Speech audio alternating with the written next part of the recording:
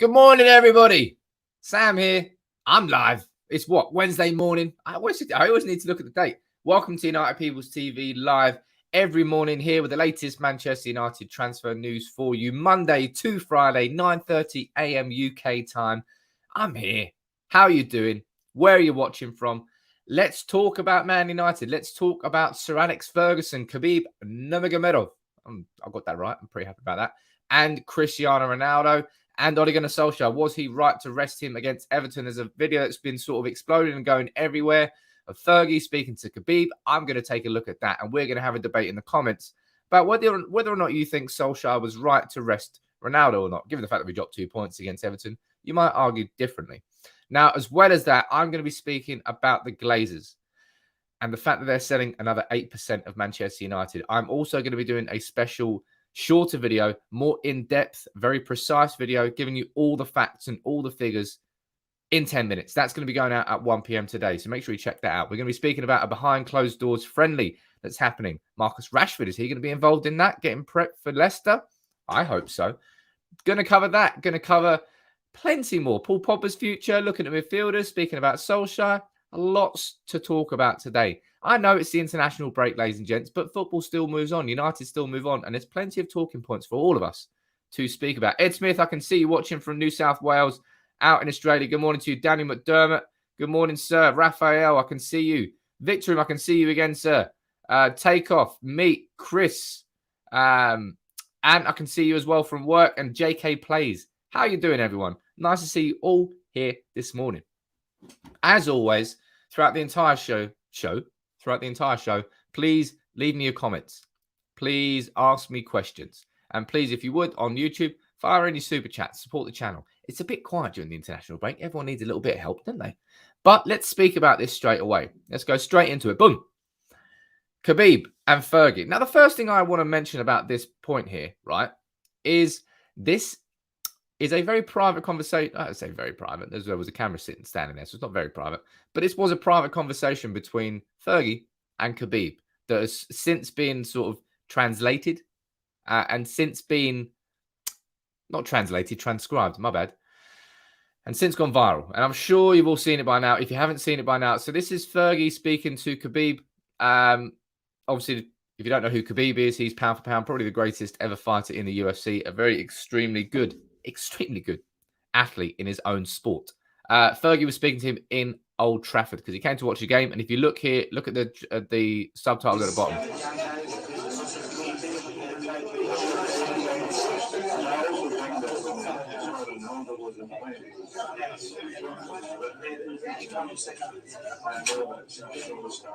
You should always start with your best players, right there. This is the line there that has not caused controversy, but it's caused debate and conversation. Do you think that Fergie's right? You should always start with your best players. That's what Fergie's saying there. That's what a lot of people were saying there when they saw that Cristiano Ronaldo wasn't in that starting 11 against Everton. And the fact that Manchester United drew 1-1, it goes to show that maybe he got something wrong in that starting 11. That's the conversation that people are having. I want to pose it to you. I want to know what your thoughts are on it. I'll read a few of your opinions out, as I always do here on United People's TV. I do genuinely get you involved in the content that I make, and then I'll give my opinion on it towards the end, because I don't think it's massively clean cut, if I'm being completely honest. I can see plenty of you in the comments here. No one's mentioning that yet. One sec.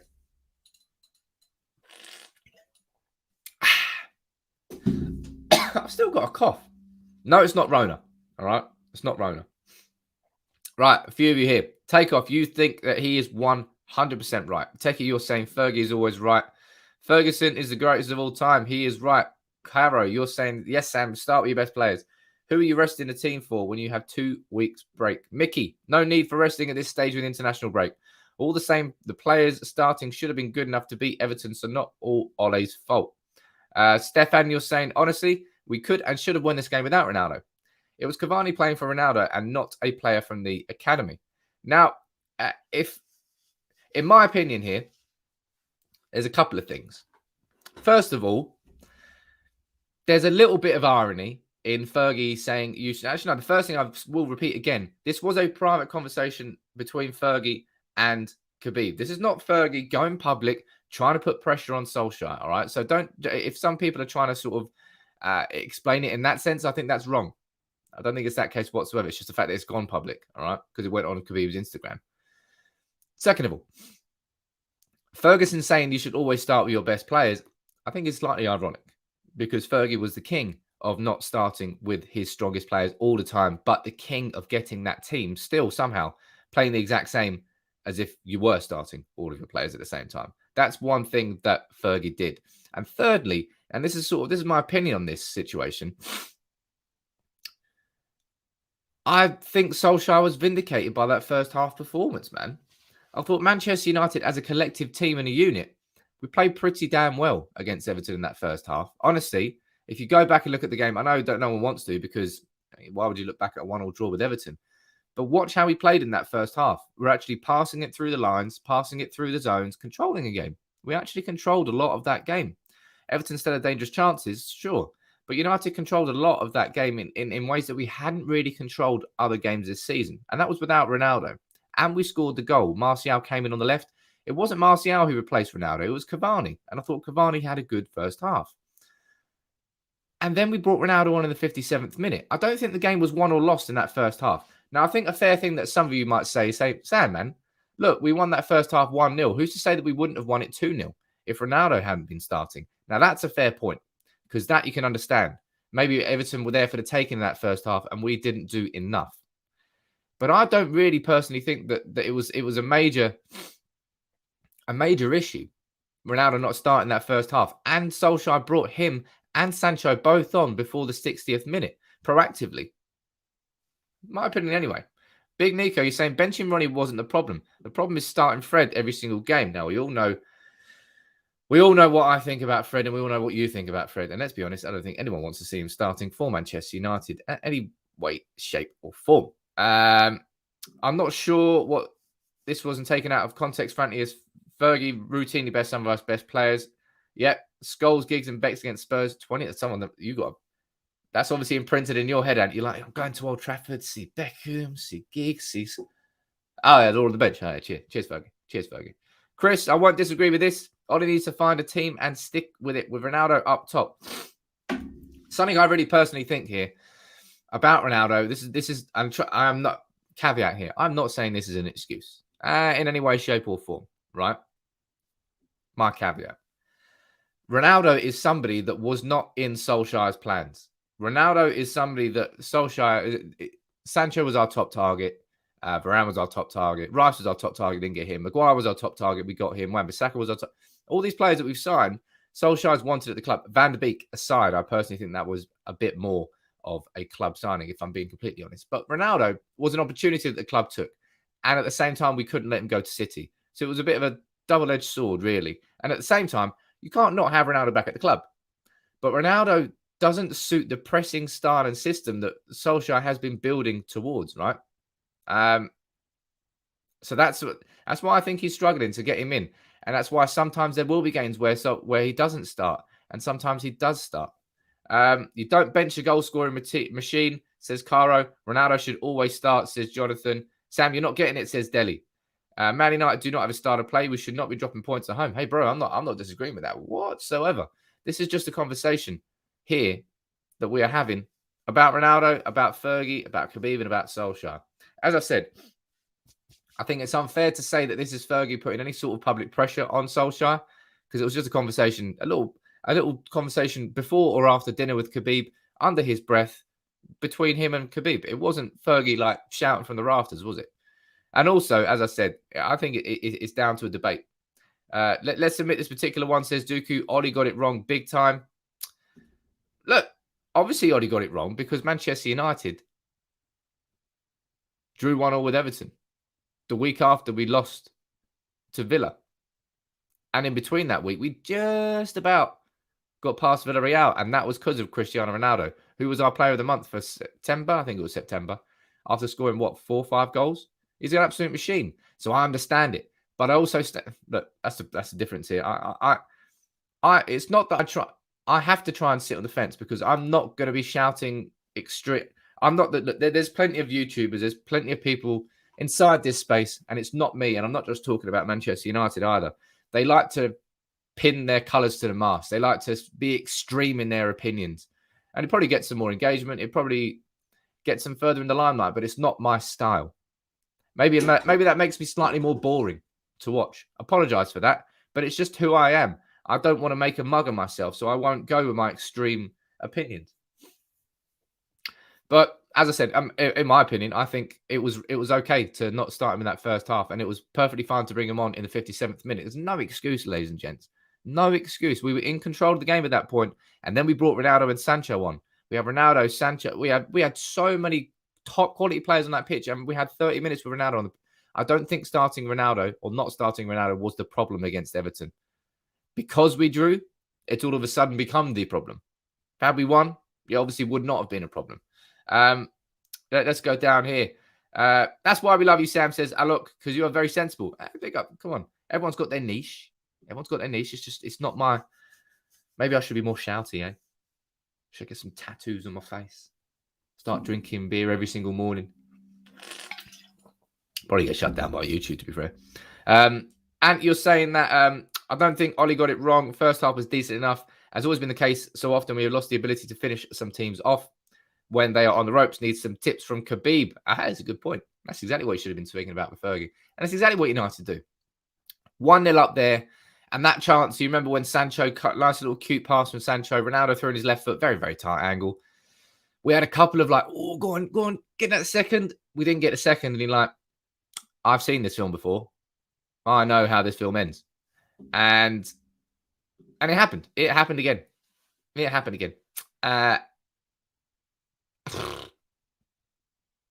Things have to change after the international break. We all know that. And there will be, as I said, it's Wednesday. It's the first Wednesday of the international break. My God. It is crap, the international break, isn't it? It really is. Please, if you would, drop a like on the video. Engage however you can, because there's not many people about these days. Probably about literally 50% of the normal people that watch this every morning are watching it now, because everyone else is miserable and watching reruns of United winning games. You have to go a little bit further back.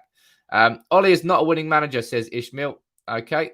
Let's have a look here. Oh, Ian with Ian Senior. My dad enjoyed watching your post-game video on Legacy Arms. He wouldn't like other channels. Big up to Ian Senior. If you didn't join in the United Legacy Arms, Ian and Ian Senior went up to the game this weekend and joined in the pre-match conversation. I will say this for the upcoming game. Good morning, Anuj. How you doing? Nice to see you. Ronaldo has started every game. So important games. These are... He just brings a different kind of energy to the team. Donny has to be played, period. I don't personally think that... as I said, my anger towards Donny not playing, I think I'm past it. I've reached the acceptance stage. I just don't think that Donny's going to have a chance at United. As simple as that. Sorry about that. Ian Senior's called Peter. All right, I've duly noted there. Peter and Ian. Lovely. But anyway, let's move on. Let's move on from Ronaldo. Let's move on from things that have happened. Let's move on to things that are happening. That's something that I always like to do on this channel. I'm not sure if you've ever noticed it, but I always like to do videos and conversations more about what's coming up, things that we can proactively look ahead towards and maybe have a conversation about. I always find they're the most interesting ones to have because something hasn't happened yet. It makes it easier for you to have a debate about the yes or the no's, about the maybes. If things have happened or problems have happened, it's not as if I won't do videos on them, but I like looking forward. I like being proactive. It's more enjoyable. Let's go here and look at the very, very important thing that's happening. And I will say here before I start talking about this, ladies and gents, I am going to be doing a video at 1 p.m. today. I'm going to be doing a video on this topic, all right? So I'm not going to cover it in mega detail, but it's very important that we discuss it today because the Glazers are selling part of Manchester United. They are selling nearly 8% of their total combined ownership, which roughly equates to about 9.5 million shares of Manchester United are going to be sold. I'll put that nice and full screen. Another 9.5 million United shares with the value of $186 million will be sold by Kevin and Edward Glazer. That will represent 8% of the total ownership, which will bring the Glazers' ownership total down to around about 69%. If I'm correct, when they took over Manchester United, I think their ownership was in excess of 90%. I need to actually find out whether that's completely correct or not. I don't want to give you false information, but this is important. Going further into looking at what Simon Stone had to say, it says, sources say family remains committed to the club. Statement confirming the sale includes Man United will not receive any proceeds from the sale, of course. Last month, Joel Glazer said implementing a fan share scheme was rather complex, but hoped to bring it to conclusion. Now, is this a good thing for Manchester United? Is the first question a lot of you will ask. The answer to that is simple. Yeah, 100% it's a good thing for Manchester United because it means that the Glazers have 8% less of the total ownership of the club. Now, ultimately, this is what I mean. This is why it's important to watch my video later. There's a difference between Class A. There's two different types of shares at Manchester United, A and B. A shares have 1 vote each per share. B shares have 10 votes each per share. The Class B shares are not sold on the public market. The Glazers just hold them. It's a bit like the royal family having sort of hereditary wealth. They're born into it. So that's what it is with the Glazers in there. Nobody can go and buy those Class B shares. But the fact that they are selling their Class A shares, the fact that they are putting that on the market is good news for Manchester United because piece by piece, they're starting to cash out.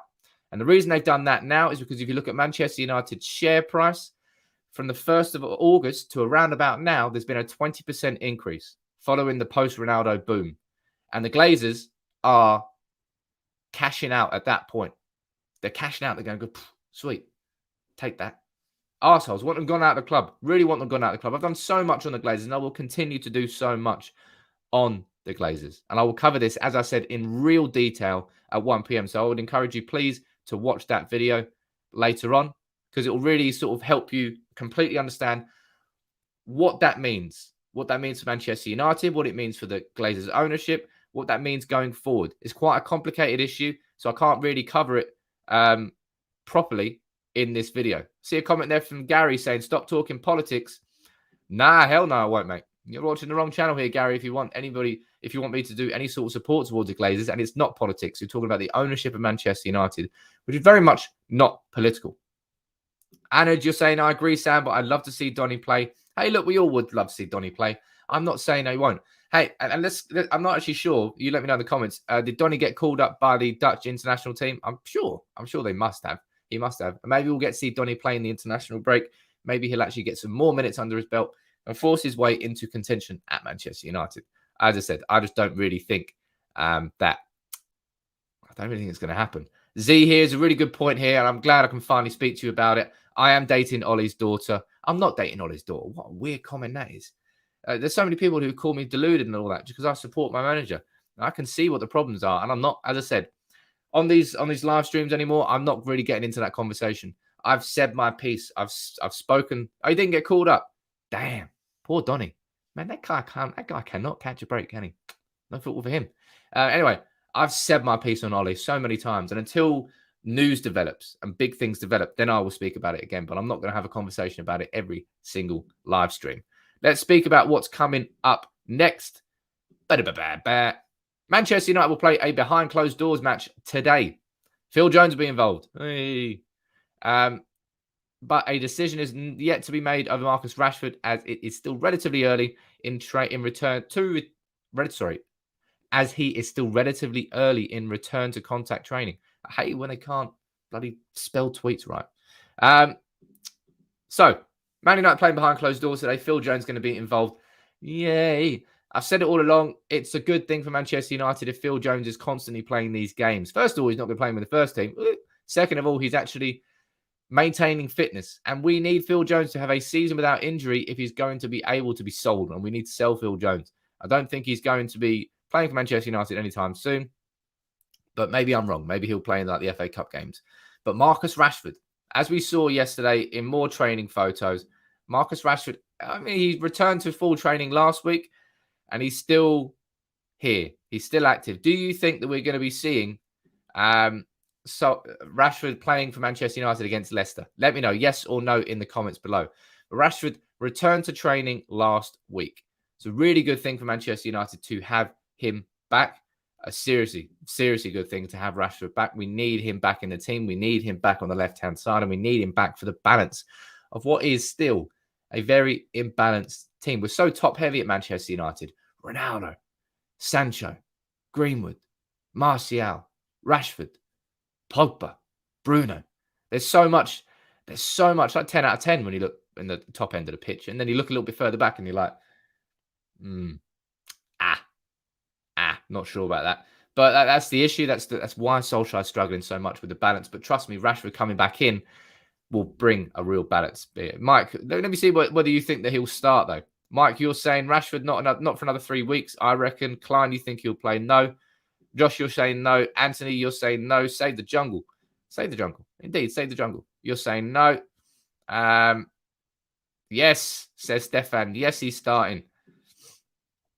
In my opinion, I think if we're probably going to see Rashford against Leicester, and I think we should see Rashford against Leicester. I think as long as he's completely fit, hell yeah, bring him back in, man. We need him. Bear in mind how influential Marcus Rashford has been on this Manchester United club for the past few seasons, right? Bear in mind that last year, he played with a shoulder injury the whole season. He played with an ankle ligament tear that never repaired itself because he was playing every single week. And he went to the Euros. And he saw the Euros. He just wasn't fit. That was ridiculous. If I'm being completely honest, I think it was ridiculous that he went to the Euros. Gareth Southgate saw that he wasn't fit and didn't give him hardly any game time during that Euro 2020 competition because he was littered with so much attacking talent. Foden, Grealish, Saka, Sterling.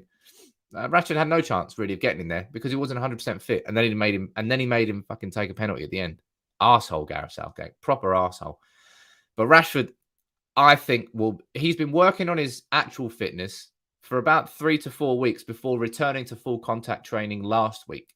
So if you've got last week plus the 2 weeks of this international break, you're looking at Rashford's probably going to have about 3 weeks of full contact training under his belt after at least 4 weeks of fitness training. So it's not as if he's going to be completely unfit.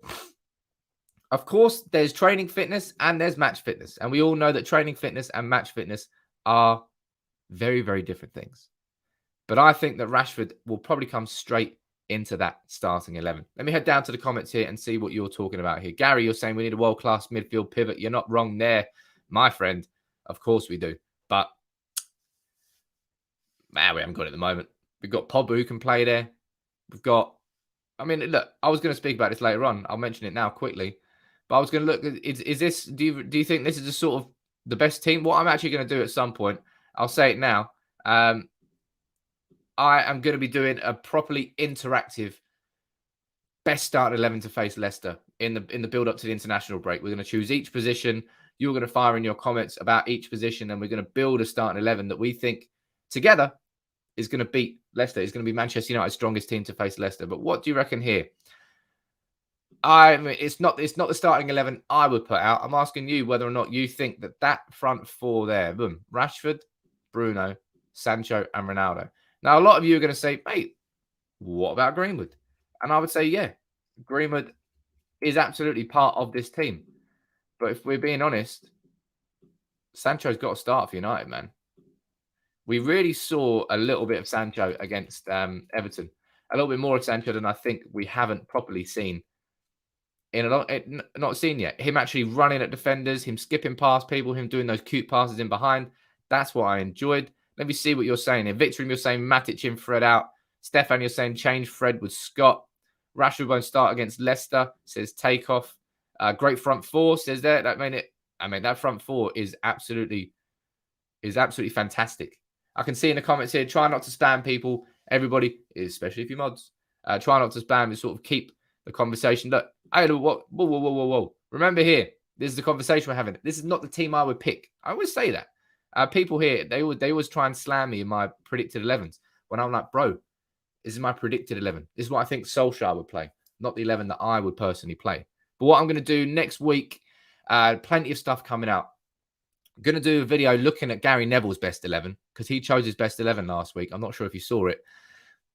And I want to have a conversation about it. I'm going to be doing my best 11 moving forward for these next 10 games. I'm going to be doing a video on these next 10 games. I'm going to be doing a video on Van der Beek. I'm going to be doing a video today on the Glazers. I'm going to be doing more and more videos. As I said, that so many of you have helped me over the last couple of months by joining as members. And this week, every single day this week, there's going to be a live video and a short video. I'm doubling down over the international break to try and keep people interested, to give you something to watch, because it's boring, isn't it? So if you are new to here, welcome to United People's TV. Make sure you subscribe if you are new. And if you would, hit that join button down below. It does make a difference having so many of you so far involved as members on United People's TV, and all of you who can either join as a member or send in super chats. It all helps me take the channel forward. I've already got a video editor on. I'm thinking about bringing another one on. Exciting times. I'm going to be doing much sexier bits of content. Trust me, I've got something I'm already working on in the background that's very, very sexy. So don't you worry about that. But yeah, if you can, just make sure you support United People's TV however you can. Gary Neville respect, says Julian. Media making a massive deal of it as usual, says Chris. And that's exactly my point I was saying there, Chris. Fergie saying that to Khabib was absolutely just a conversation between Fergie and Khabib. It so happens to get put public, and then it became a bigger deal than it needed to be. And I don't really think it was a massive issue. And Fergie, as I said before, Fergie is a man who did not always play his best starting 11, did he? Surav, I'm curious to see how the next 3 months go, because for the last 3 years, this team has gone under too much scrutiny and it hasn't helped them, to be fair on them. Look, this comes with the territory of being a Manchester United player, being a Manchester United manager. Expect heavier levels of scrutiny in every single regard. We dominated the Premier League for 20 years. The way that we are treated in the media now is a consequence of everybody hating us for 20 years. And now that we're shit, they're enjoying watching us fall. And they won't throw us a rope. They won't give us a safety net. They'll stand on our heads and try and make us drown even more. That's the way it's going to go. So don't feel too disheartened by it. Just expect it. It's part of the territory. You really have to just brush it off like that. Because if you don't, you will drown at Manchester United as a player or as a manager or as a fan. That's what happens when we dominated everybody for 20 years. And now we're on the way down. People will not help us back up. Rashford needs a few sub appearances to get into the swing of things, but glad he's back in contact training, says Craig Williams. And I'm very glad that Rashford's back. I don't think people realise how much we've missed Rashford. I really, really don't. I think Rashford was criminally last season. It's because if you look at the Rashford performances, you're like, Rashford's crap. Rashford's good. What was he playing so bad? Oh, he scored again. Rashford's in such bad. Oh, no, he's given an assist. That's kind of what Rashford's performances were like a lot of the times last season. Very hot and very cold within the same 90-minute period. But Rashford, now that he's fully rested, my word, I can't wait to see what this Rashford can do. And in a team that now has Sancho, and he's going to be excited about that. And that front four, I don't think can be changed. Rashford, Bruno, Sancho, and Ronaldo. And your team is always about the collective squad. So Sancho might be starting there, but hell yeah, Greenwood's coming on. Greenwood on the 65th, 70th minute. Maybe Sancho on the left if Rashford's having a bad game. And then bring Greenwood on the right-hand side instead of... we've got options up front there. And Ahmad. Remember, Ahmad is now back. We paid 40 million for Ahmad, right? So let's not completely forget about Amad Diallo. He's going to come back in. He would have gone out on loan. Really sad for him that he didn't get that loan spell. But he's going to come back in. And I'm excited to see what Amad Diallo can do. That's really completely sort of forgotten about, isn't it? We've got that much attacking quality up front that we can forget about a 40 million signing, whether or not he's 18 or not. Andrew, how you doing, buddy? Failing to win right before an international break is so painful. Bring on the sexier content to keep me sane. Obviously, there's going to be some nudes. There's no nudes. I'm sorry. There's no nudes. And that'll be honest, probably lose subscribers about that. Yeah, we do need some sexy content. As I said, it's a very important video I'd like you to watch today on the Glazers. I always pride myself really on... I probably pride myself on the Glazers content the most because it's something that's so close to my true... I don't know, my true what? It's something I feel really goddamn passionate about, is getting the Glazers out of Manchester United. And if I can fairly represent us as fans and how we feel towards it and everything that's going on, that's something I try and do. And that video I made after a protest is probably the best bit of content I think I've ever made. Chris Boyle saying, with the biggest club in the world, what do you expect? My point exactly there, my friend. Let's go over here. And look, this is quality, right? I would say Bruno Fernandes, so far this season, he had that hat-trick against Newcastle. He scored another one had a hat-trick against Leeds, sorry. Scored another against Newcastle. I would say that he's not particularly been in incredible form. And then boom, straight in here. Look at that. Most chances this season created in the Premier League. Who's top of the list? Goddamn right. It is Bruno Fernandes still topping that list. Wow. Come on, man. Bruno Fernandes is God. Bruno Fernandes is great. Bruno Fernandes, I'm so happy that nobody else really wanted to sign him, because we got the free run at him. And we need Bruno to... Something I would say about Bruno here, you let me know in the comments below. I actually would like to see Bruno trying to drop a little bit deeper. I think we need Bruno Fernandes to bridge that gap a bit more. I think we're struggling quite a lot now with the space that's got between Fred and McTominay a lot of the time in midfield and our attack. And I think Bruno needs to bridge that gap. It might take him a little bit further away from the box, which is probably not where he wants to be. But there really is too much space there. And I think Bruno has to take a bit more responsibility in helping us where we're weak. And we're certainly weak in bringing the ball forward. I think Bruno can change that a bit. So maybe when Rashford comes back in, Rashford can stay a little bit higher up the pitch, because instead of it being Paul Pogba and someone that's dropping sort of into the central position, it's going to be someone who's hanging a little bit left, hanging and waiting for those balls in behind. I want to see balls in behind for Rashford. I want to see balls in behind for for Ronaldo and Sancho. That front three there, the balls in behind, if we can get them, oh my God, man. No one is stopping that. Nobody is stopping that front three if we play against the right teams. Obviously different against the low blocks, of course. But Bruno, he's had a cracking start to the season. I made him my captain there in the last game against Everton. At least he got some points there. A lot of you made Ronaldo captain.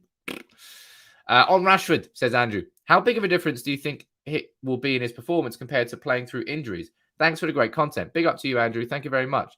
I think, Andrew, there is going to be a seismic difference in Rashford. Rashford played the whole of last year. Not only did he play with an ankle ligament tear that never went away because he didn't rest, and a shoulder problem. Remember, he has a back stress fracture as well. Not surprised when he carried Manchester United really for a couple of years. And he had everything that was going on off the pitch. He became a role model for everybody in the UK. He was a bastion to fighting against the government and making them make U-turns on school meals. Like, he was growing as an individual, both on and off the pitch at the same time. And like, it mentally must have been extremely draining for someone so young to become such a prominent figure and such a sort of champion for the people.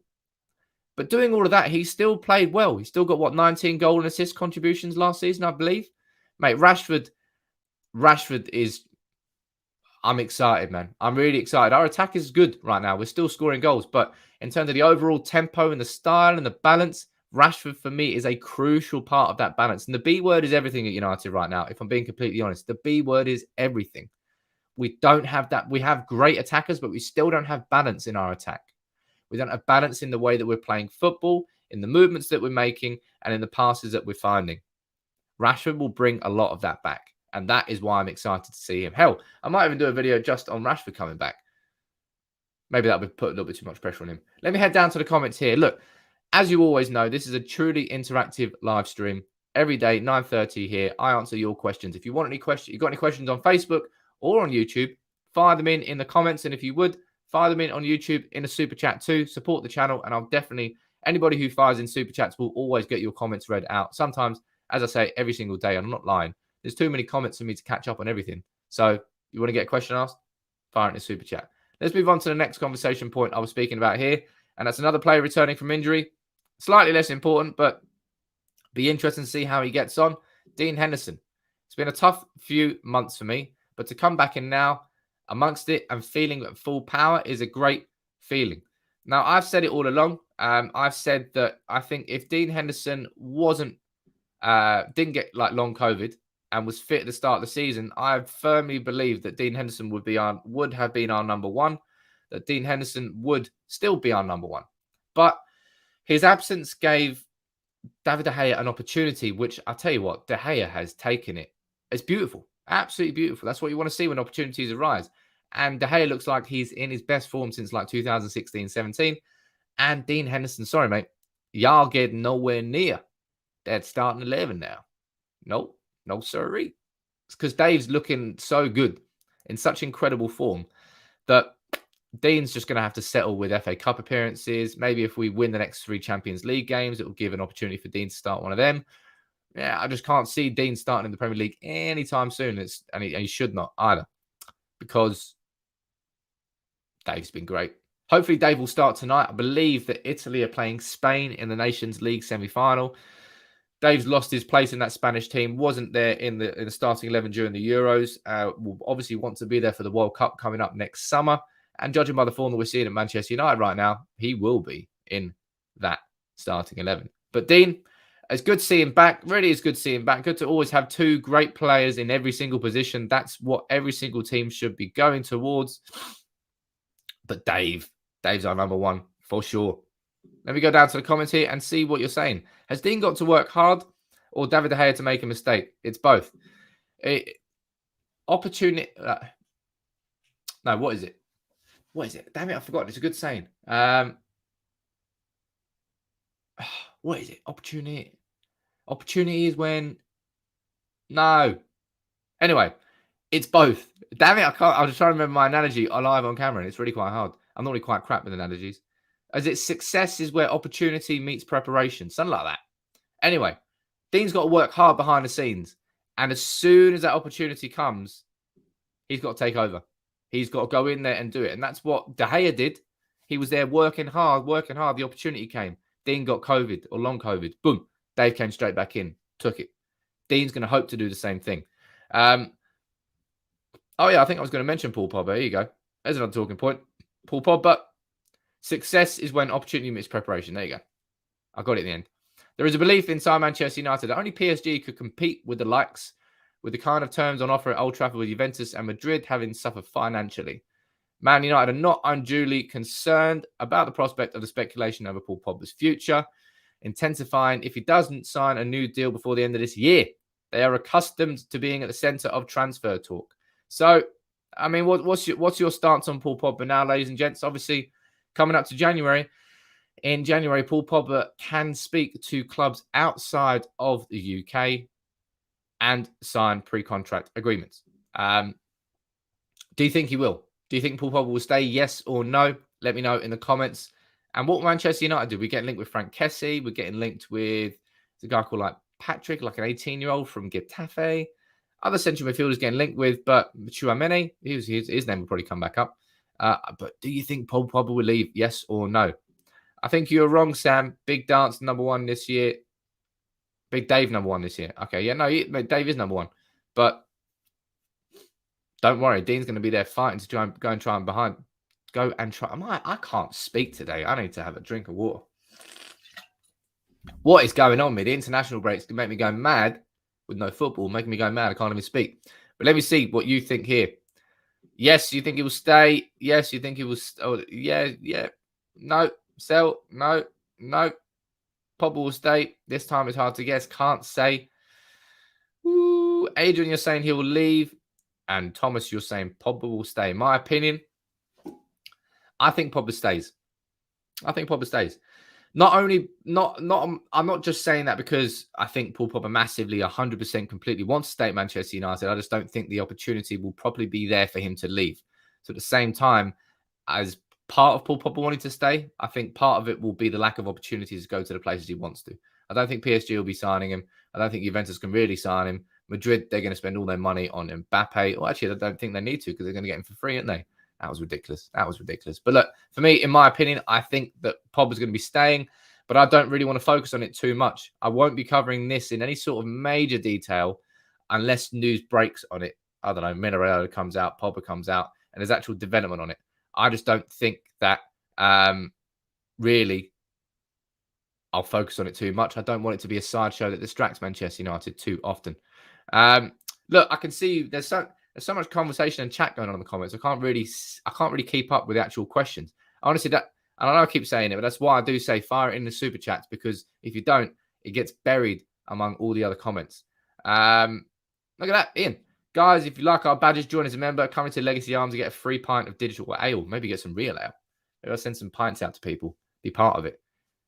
Trust me, the arms are getting an upgrade very soon as well. Real Madrid is a sunken ship, says Thomas. Not going there. I don't think he's going there. I don't really think he's going anywhere, if I'm being completely honest. What I will do today now is I'll wrap this up. A little bit of a shorter one. Normally we're here for an hour, but I'm going to go for 40 minutes. No, there's a comment there coming in from Abhijit, so I can't do that now. If you want me to stay on, you've got to keep firing your super chats as well. I won't ever leave if you keep firing your super chats. Abby, I guess Sancho is going to be fine once he gets a goal or assist in the game. Just playing left wing in one game and right wing in another, and starting one being a sub does not help. Mate, Abby, I've said this all along, man. Just start Sancho on the right wing. I know he played there on the left when he was at Dortmund, and he can play on the left, but he will not play on the left when Rashford comes in. So what's the point in trying to... what Solskjaer should have done, I personally think he's managed Sancho wrong so far. He should have just started him on the right wing constantly.